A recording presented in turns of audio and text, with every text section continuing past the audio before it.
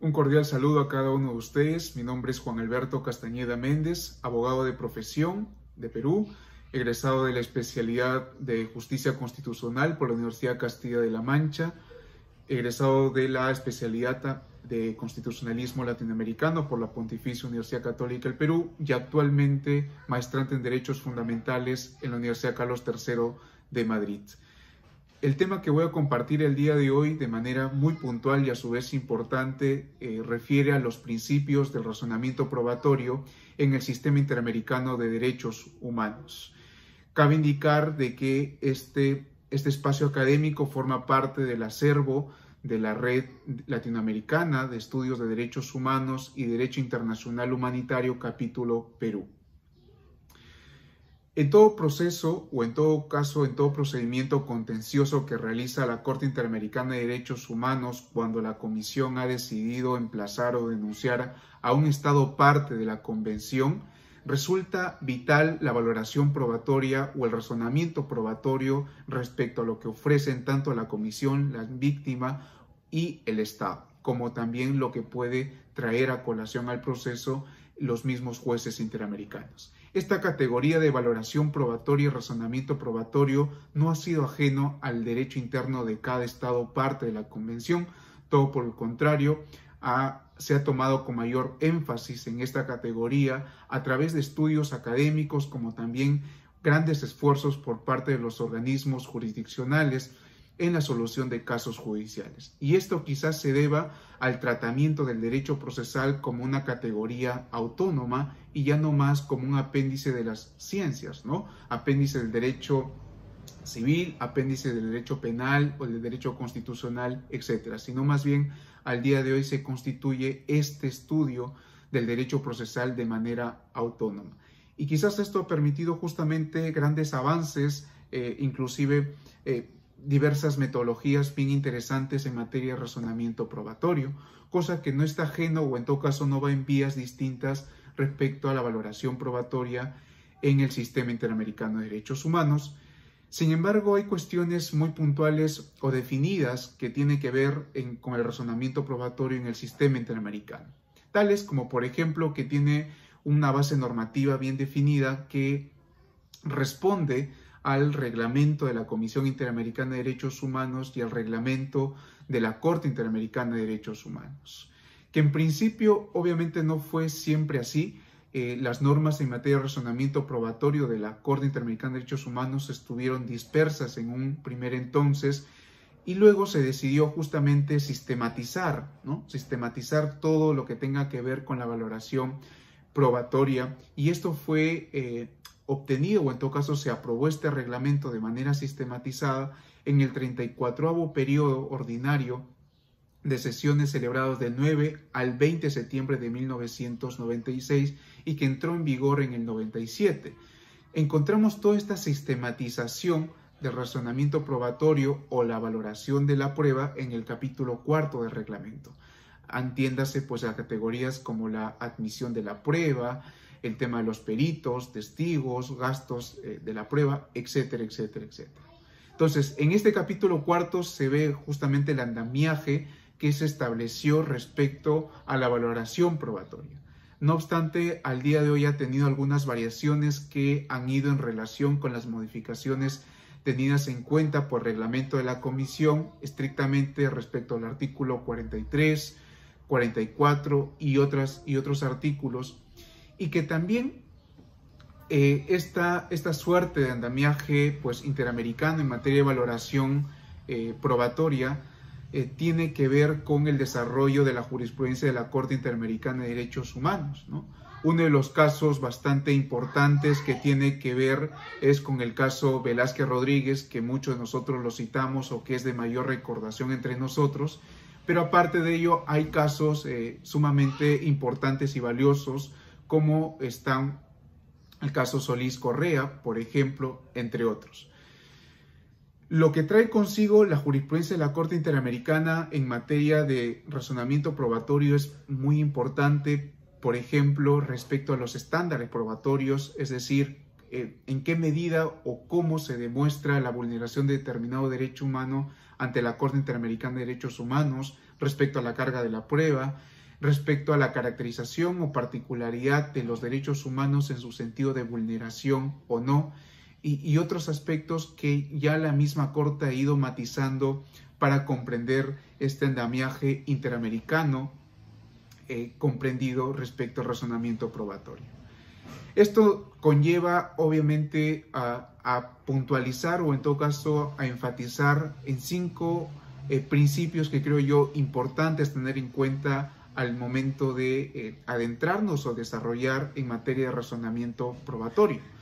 El primero tiene que ver con el principio de libertad, el cual está comprendido o contenido en el artículo 44 del reglamento de la Corte Interamericana de Derechos Humanos, y aquí resulta 2 puntos bastante bien importantes. El primero es de que este principio de libertad entiende de que el ofrecimiento por parte de la comisión o de la víctima se puede realizar de manera libre en la presentación, pero siempre de manera oportuna, que ya lo vamos a ver a continuación en otro principio. Pero también este principio de libertad atiende a la posibilidad de que los jueces interamericanos tanto valoren la prueba ofrecida, pero también de manera de oficio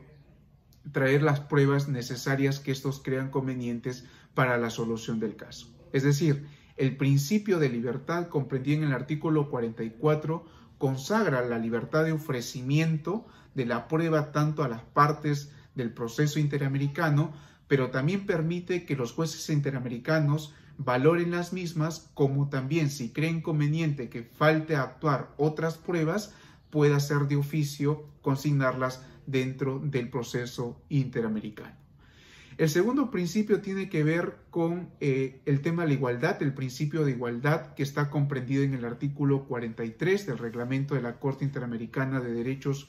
Humanos y refiere mucho al tema de la oportunidad, es decir, en qué momento se presentan las pruebas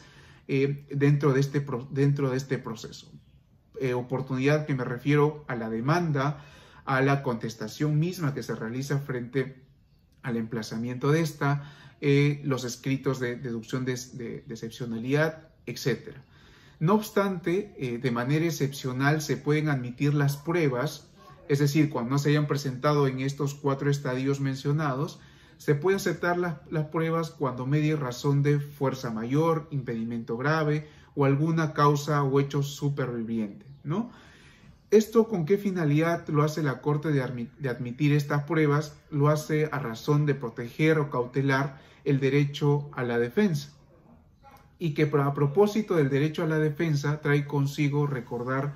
un tema, creo, bastante importante, solamente a modo de recordaris, de que en todo procedimiento contencioso frente a la Corte Interamericana de Derechos Humanos, se entiende que al momento del emplazamiento o denuncia que hace la Comisión Interamericana de Derechos Humanos a un determinado Estado, tiene que comunicar cuáles son las pruebas que pues sostienen dicha denuncia y así el Estado esté informado de las mismas, como también tiene que contener las pruebas si en caso se tratase de reparación o en todo caso una solicitud de reparación ante la Corte Interamericana de Derechos Humanos. De manera viceversa, la comisión y las víctimas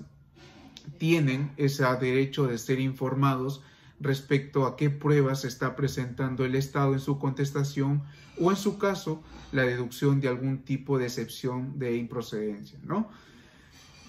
Esto justamente está muy vinculado con el derecho a la defensa, pero también está vinculado con el tema del control de la prueba, ¿no? No únicamente consiste en la presentación de pruebas en estos estadios del proceso, sino también tiene que ver con el control de la prueba, ¿no? Y el control de la prueba necesariamente se desarrolla en todas esas posibilidades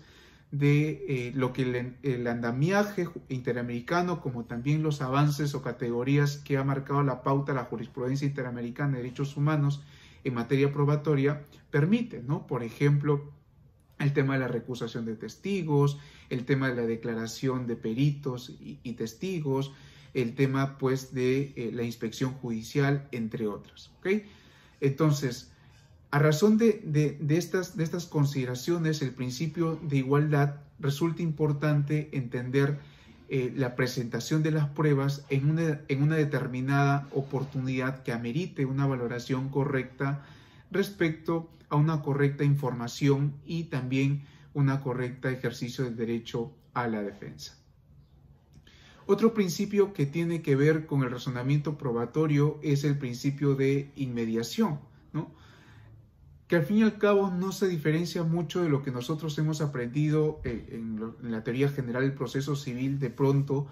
que tiene que ver en ser este mecanismo por excelencia donde se interactúa de manera, valga la obviedad, inmediata una relación intersubjetiva respecto a preguntas o consultas sobre determinados hechos o pruebas que están en el proceso. Lo que tiene que ver, o en todo caso enfatizarse en este principio respecto al sistema interamericano, es lo que puntualiza el artículo 44.4 del reglamento de la Corte Interamericana de Derechos Humanos, en el sentido que le faculta a la Corte Interamericana poder realizar valoración o en todo caso una actuación probatoria, como son las inspecciones judiciales, o en todo caso comisionar a uno o a más para realizar estas inspecciones judiciales, lo que ha conllevado de pronto un conflicto,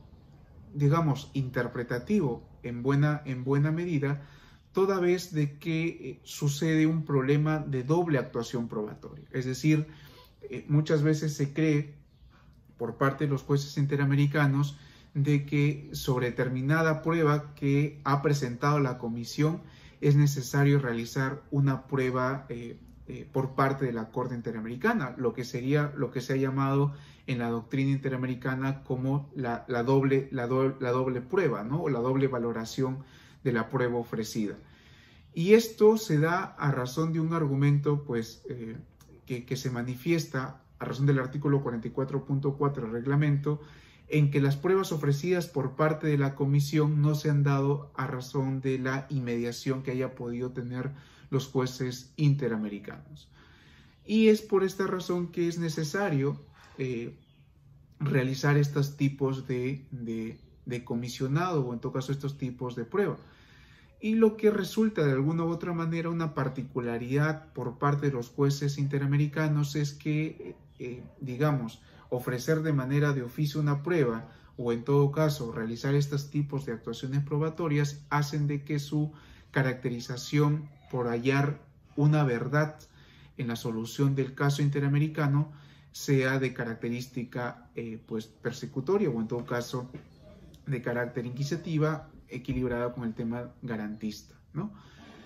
Un cuarto principio, ya para ir culminando, es el principio de adquisición de la prueba, que no tiene, o en todo caso, que tiene que ver mucho con el principio de la comunidad de la prueba. Es decir,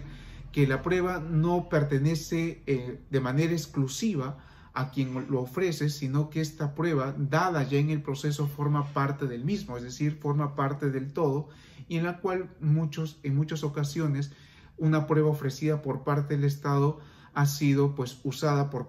ejemplo, por parte de la comisión o por parte de las víctimas, ¿no?